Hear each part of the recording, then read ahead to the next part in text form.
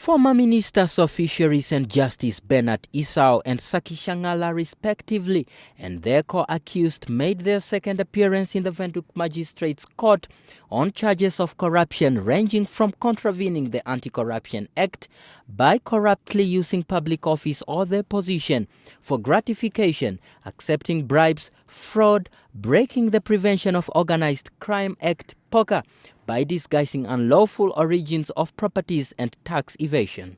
Other main suspects facing the same charges are former Fishrot board chairperson James Hatwikulipi, his cousin Thompson Hatwikulipi, who is also Bernard Esau's son-in-law, suspended Investec senior manager Leonardo Gustavo, and Pius Matelulo, a business associate of James Hatwikulipi, as well as Fishrot suspended CEO Mike Ngipunya. In a packed Windhoek Magistrates Court, the state represented by Idi Marondodze opposed the granting of bail to the suspects, citing the seriousness of the charges and the fear that if they are released, they might interfere with the ongoing investigations and that it would not be in the interest of public justice and the suspects themselves. Lawyers representing the accused indicated to the court that they have no objection to the postponement. They, however, argued that the accused have been in custody for long without their case being heard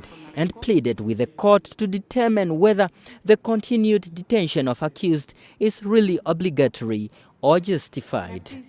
The chief magistrate, however, told the accused that there are clear procedures to follow if they want bail and that they owe it to their liberty in following the set-out bail application procedures. Two other accused associated with matters are Jason Iyambo, who allegedly attempted to bribe an investigation officer with an amount of 250,000 Namibian dollars in exchange to remove items such as debit cards and some documents belonging to James Hatwikulipi and Pius Matelulo, and Nigel van Wyk, who is accused of attempting to remove evidence from former Justice Minister Saki Shangala's house.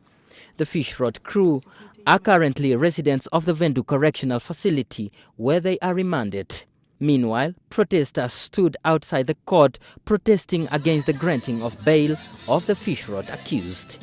Daniel Nadunya, NBC News, Windhoek.